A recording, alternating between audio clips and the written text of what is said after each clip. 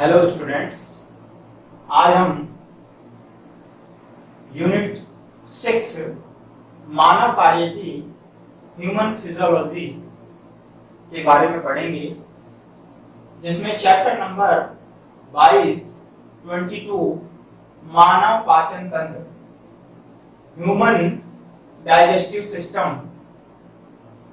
मानव पाचन तंत्र को पढ़ने से पहले मानव कार्य की ह्यूमन फिजियोलॉजी की डेफिनेशन क्या है, मानव के विभिन्न अंगों व अंग तंत्रों की क्रियाविधि के अध्ययन को मानव शरीर क्रिया विज्ञान या मानव कार्य की कहते हैं। अर्थात मानव के विभिन्न अंग तंत्र जो हैं हमारे शरीर के अंदर, उन सब की क्रिया विधि वो कैसे काम करते हैं, उनका अध्ययन, उनकी स्टडी शरीर क्रिया विज्ञान यानी मानव कार्य की ह्यूमन फिजियोलॉजी कहलाती है। जिस तरह से हम एक डॉक्टर के पास जाते हैं तो हम उसे कहते हैं फिजिशियन। जब भी बीमार पड़ते हैं तो कहते हैं एक अच्छे फिजिशियन को कंसल्ट करना चाहिए। यहीं से टर्म्स जो फिजिशियन है उसे हम समझ सकते हैं, वो व्यक्ति जिसे फिजियोलॉजी का ज्ञान हो उसे हम फिजिशियन कहते हैं। तो बात समझ में आई स्टूडेंट्स? मानव कार्य की का ह्यूमन फिजियोलॉजी का ज्ञान होता है एक फिजिशियन के पास, तभी वो आपके शरीर में व्याधि को पहचान कर वो आपका ट्रीटमेंट करता है। इसके बाद हम लेते हैं मानव पाचन तंत्र। हमारा जो टॉपिक है, चैप्टर है मानव पाचन तंत्र। तो सबसे पहले हम बात करते हैं कि हमारे जो मानव पाचन तंत्र है उसमें उसकी परिभाषा क्या है। तो सबसे पहले हम बात करते हैं कि भोजन में लिए गए ठोस व जटिल पदार्थों को एंजाइमेटिक जल अपघटन द्वारा सरल एवं अवशोषण योग्य पदार्थों में बदलने की क्रिया पाचन कहलाती है, तथा जिस तंत्र में संपन्न होती है उसे पाचन तंत्र कहते हैं। बात समझ में आई? एंजाइमेटिक जल अपघटन यानी भोजन में जो हम ठोस जटिल अणु लेते हैं, ठोस का मतलब बड़े अणु हैं, जटिल जिनकी कॉम्प्लेक्स स्ट्रक्चर है, जैसे कार्बोहाइड्रेट, वसा, प्रोटीन सभी पॉलीमर हैं, तो जटिल अणु हैं, इनका जल अपघटन होगा एंजाइमेटिक जल अपघटन, यानी एंजाइमों के द्वारा इनको तोड़ा जाएगा। किसमें तोड़ा जाएगा? सरल और अवशोषण योग्य, सरल और अवशोषण योग्य पदार्थों में बदलने की जो क्रिया है वो ही पाचन कहलाती है। और पाचन क्रिया जिस तंत्र में संपन्न होती है उसे हम पाचन तंत्र यानी डाइजेस्टिव सिस्टम कहते हैं। डाइजेस्टिव सिस्टम जो है वो हमारे द्वारा लिए गए ठोस और जटिल खाद्य पदार्थ को एंजाइमों के द्वारा सरल और एब्जॉर्बल तत्वों में तोड़ देता है। यही पाचन तंत्र का कार्य भी है। नेक्स्ट बात करते हैं पाचन तंत्र की संरचना क्या है, स्ट्रक्चर ऑफ डाइजेस्टिव सिस्टम। तो दो भागों में हम इसको डिवाइड करते हैं। नंबर 1 है आहार नाल, जिसे हम एलिमेंट्री कैनाल कहते हैं। दूसरा पार्ट है सहायक पाचक ग्रंथियां, जिसे हम एक्सेसरी डाइजेस्टिव ग्लैंड कहते हैं।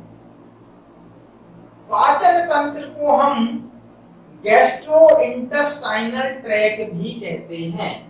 गैस्ट्रो इंटेस्टाइनल ट्रैक यानी वो रास्ता जहां पर गैस्ट्रिक जूस है और उसके द्वारा भोजन को पचाया जाता है। सबसे पहले हम बात करते हैं आहार नाल की, एलिमेंट्री कैनाल। एलिमेंट्री कैनाल की अगर हम परिभाषा की बात करें तो मुख से लेकर गुदा तक, मुख से लेकर गुदा तक एक लंबी पेशीय अत्यधिक कुंडलित नलिका होती है। क्या है आहार नाल? मुख से लेकर गुदा तक एक लंबी पेशीय अत्यधिक कुंडलित, यानी ये एक लंबी है, बहुत ज्यादा कुंडलित है, कॉइल्ड है और कैसी है? मस्कुलर है। तो जैसा कि हम बात कर रहे हैं लंबाई की, आहार नाल की जो लंबाई है वो जीवित अवस्था में यानी लाइव अवस्था में जब हम बात करते हैं तो लगभग 4.5 मीटर लॉन्ग होती है, लगभग 4.5 मीटर लंबी। वहीं जब हम मृत अवस्था की बात करते हैं तो ये शिथिलन के कारण लगभग 7 से 8 मीटर लंबी हो जाती है। शिथिलन यानी जो मांसपेशियां हमने अभी बात की, इसमें अत्यधिक जटिल है, पेशीय है, तो इन पेशियों में शिथिलन हो जाता है व्यक्ति की मृत्यु के बाद, जिससे उनकी जो उनमें ढीलापन आता है उससे इसकी लंबाई बढ़ जाती है और ये लगभग हम बात करें तो 27 फीट लंबी हो जाती है। भागों की बात करें तो प्रमुख भाग आहार नाल में कौन कौन से हैं? मुख, मुख गुहा, ग्रसनी, ग्रसिका, आमाशय, आंत्र, मलाशय और गुदा अर्थात mouth, buccal cavity, pharynx, oesophagus, stomach, element, intestine, rectum and गुदा, एनस। तो ये प्रमुख भाग है आहार नाल में, जिसे हम इस डायग्राम के द्वारा समझ सकते हैं। तो देखिए, सबसे पहले हम यहां से बात करें तो ये जो मुख है यहां से स्टार्ट होती है हमारी आहार नाल, जिसको हम डाइजेस्टिव ट्रैक्ट भी कहते हैं। ये मुख से लेकर और गुदा तक जाती है और इसी की संपूर्ण जो लंबाई है वो लगभग 4.5 मीटर होती है।